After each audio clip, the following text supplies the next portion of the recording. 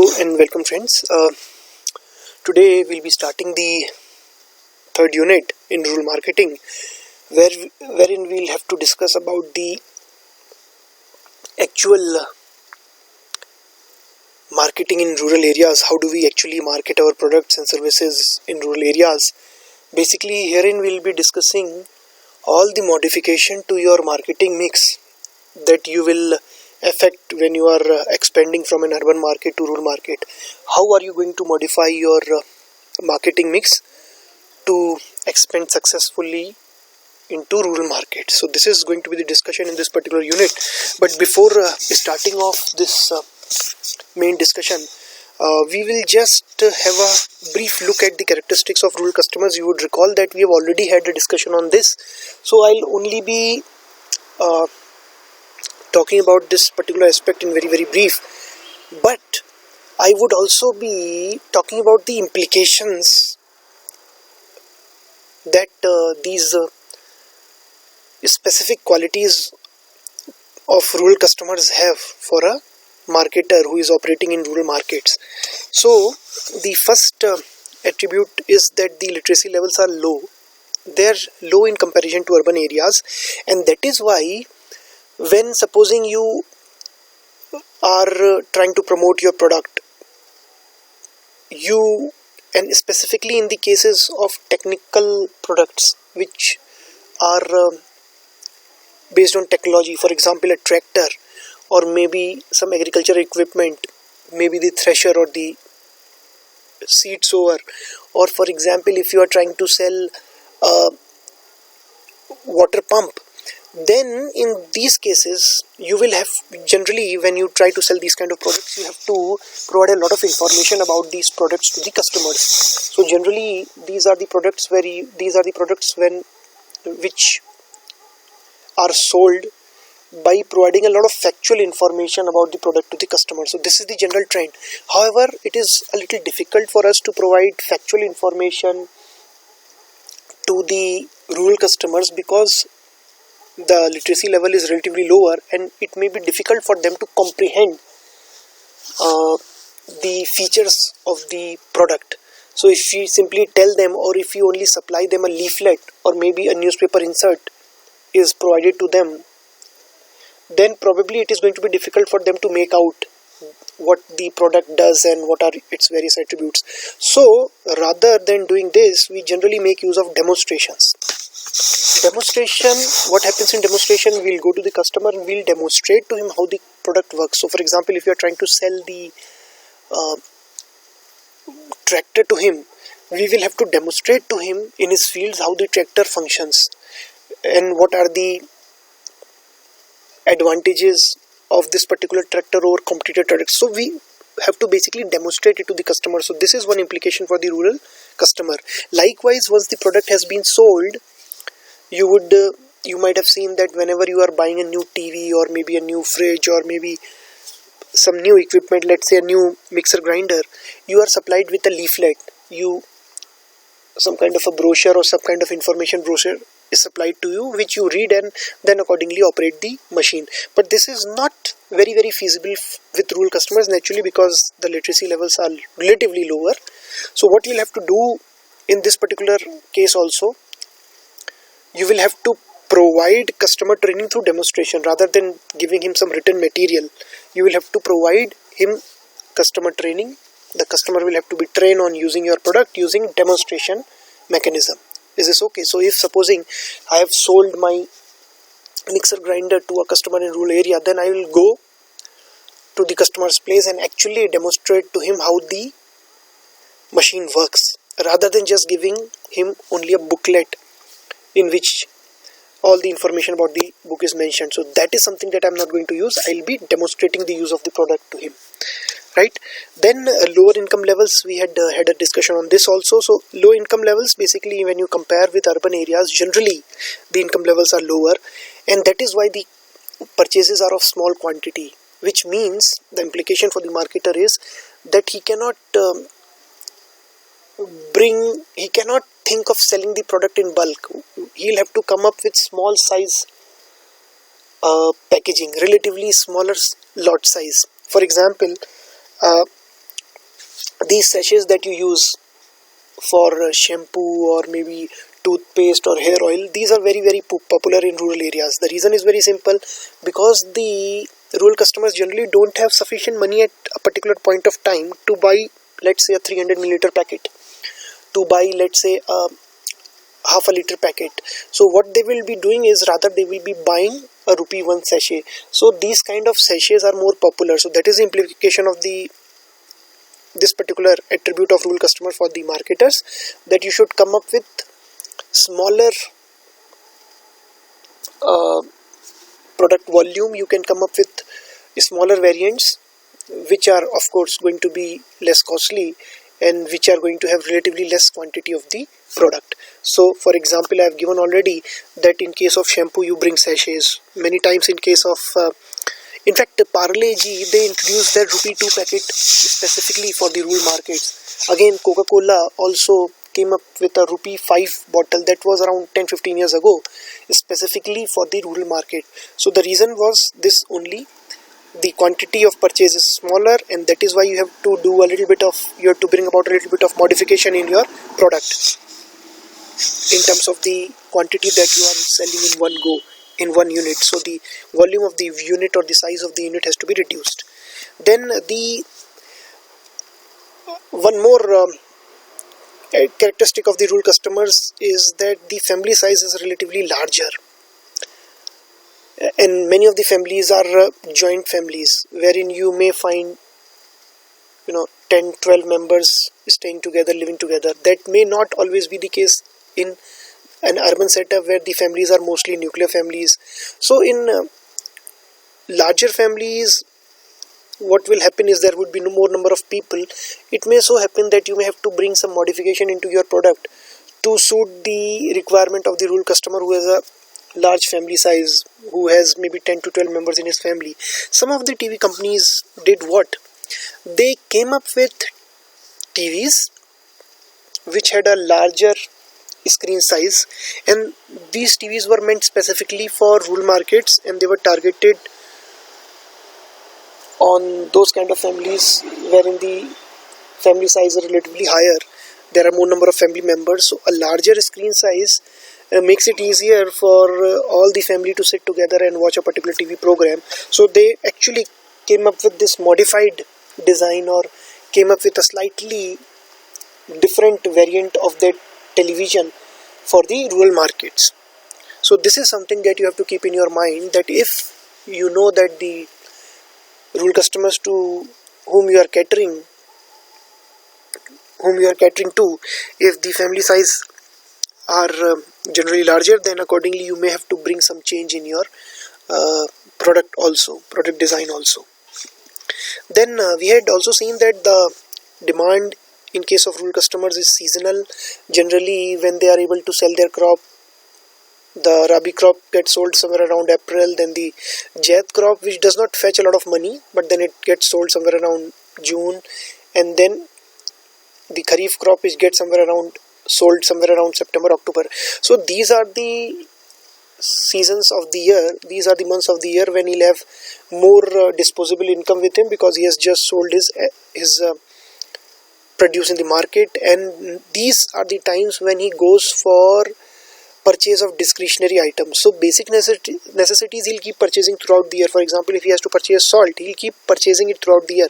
But as far as discretionary items are concerned, discretionary expenditure is concerned, for example, buying a TV, maybe buying a bicycle, or let's say buying a mobile phone.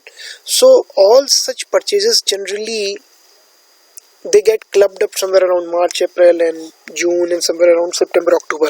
So for these kind of discretionary items, the demand is seasonal, which means the implication for the marketer is that he'll have to plan his distribution accordingly, which means he can reduce the stock at the retailer point in the month of January and February, but by the time it is March or April is arriving, he will have to again increase his stock at the retailer end.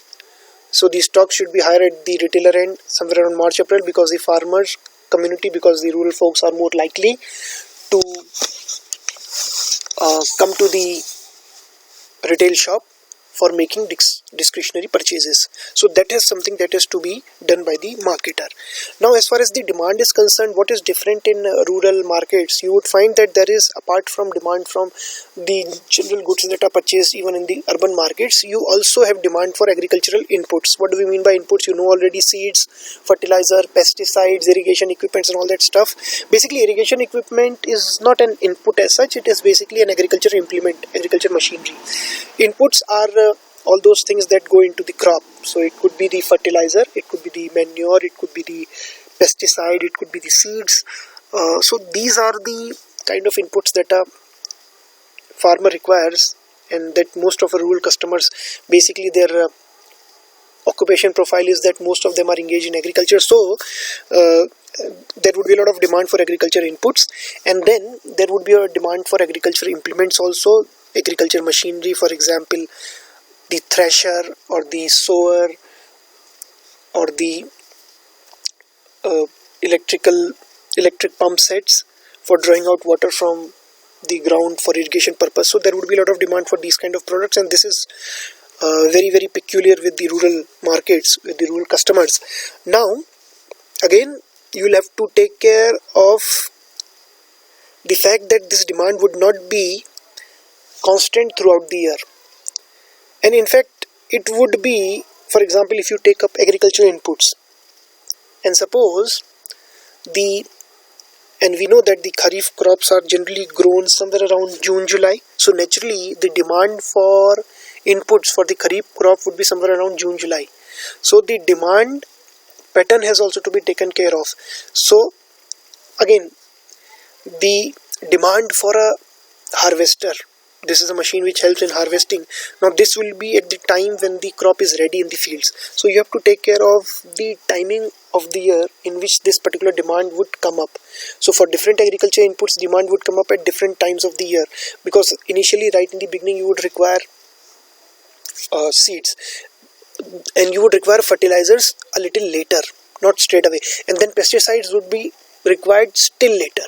So the demand would be, first thing, the demand would not be constant for a particular agriculture input throughout the year, and the demand would be different, the pattern of demand, the timing of the demand would be different for different types of agricultural inputs, just like the example I mentioned a little while ago of seeds and pesticides and fertilizers.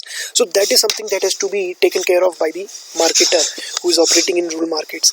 Now the segmentation variables which are used in rural markets, which are used to segment the rural markets, are basically, I hope you remember what segmentation variables are. You basically segment the market into different segments, and you have read about the various bases of segment: demographic, geographic, psychographic and behavioral. So you segment the market on the basis of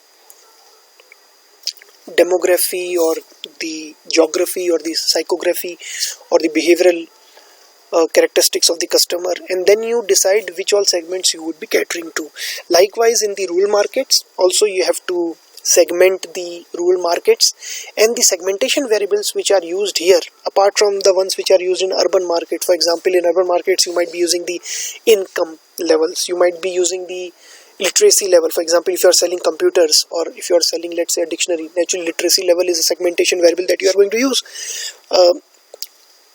Or let's say if you are trying to sell let's say a bottle of non-alcoholic beverages, aerated drinks, naturally the family size is a segmentation variable that you will have to use, because if the segmentation tells you that and if you decide to cater to a segment in which the family size is higher family size segment, if you are catering to, naturally the size of the bottle will also have to be larger, right? So apart from these variables, some of which are also applicable in the rural markets, the variables which are specifically used in segmenting the rural markets are soil type, crop type and size of land holding.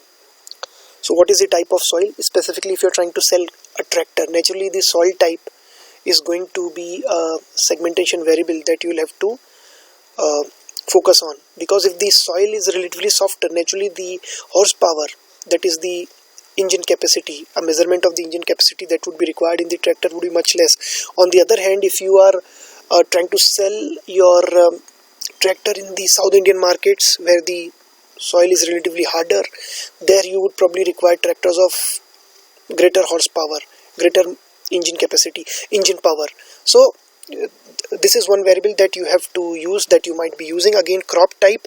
If you are trying to sell agriculture inputs or fertilizers, naturally the fertilizers would depend on what type of crop you are sowing in the field. So naturally you might want to segment the rural markets depending on the crop type which is predominantly grown, and then accordingly then you will cater to one or more than one segment depending on what particular crop type is grown on a particular field. Accordingly you might decide which particular crop type you are going to focus on, and then accordingly you will bring fertilizer for that particular crop. So one more segmentation variable could be the crop type. Again, landholding size. If you are trying to sell a tractor, naturally you would not be selling a tractor to a family. The family is never going to purchase it from you if they have a very small landholding.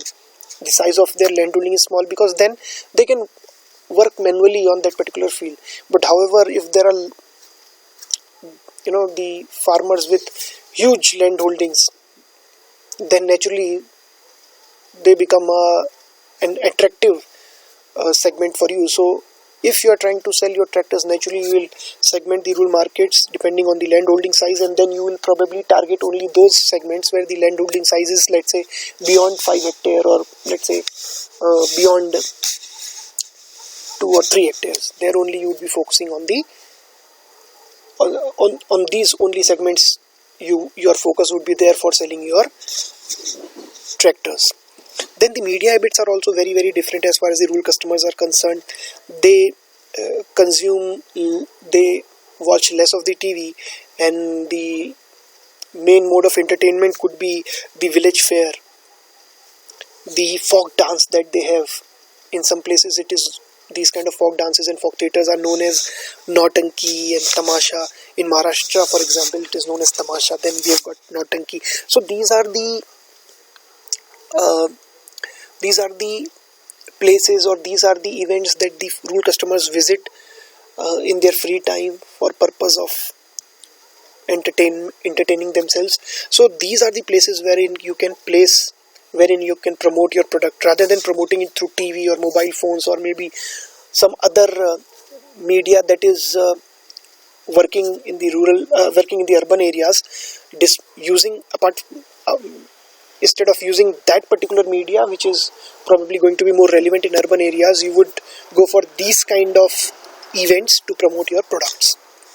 Again, one more important characteristics of the rural customers is that the reference groups. Now, let us first of all understand what are reference groups. Basically, reference groups are those groups in your surroundings which have a great impact on your attitude, or your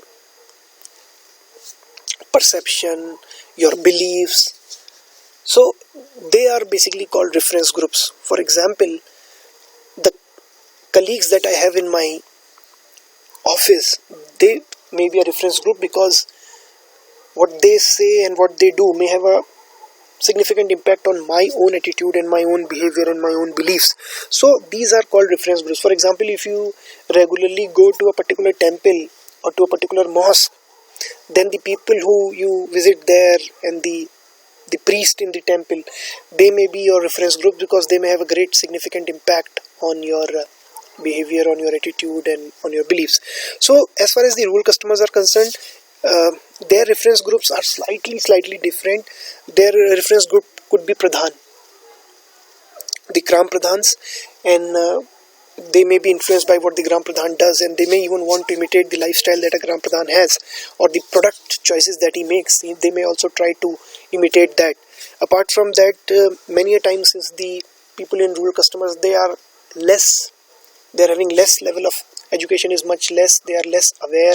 So to take some decisions at times, they also depend a lot, they also rely on a lot on the local school teacher, which might the local school teacher or the local banker who is manning the local bank branch, or who is manning the local government school that is there in that particular village, because these people are considered to be more knowledgeable and more aware. So many times when they have to make the purchase decisions, they go for these kind of reference groups. They look for their opinion before making a purchase decision. And the implication for the marketer is that these reference groups could be made use of to convince the rural customers into to buy your product, and to convince the rural customer about the quality of your product. I am reminded of an example by Asian Paints. What they did was, Asian Paints actually understood that Gram Pradhans have a significant influence on the people and the families residing in a particular village. So what they did was, they whitewashed the Pradhan's house for free.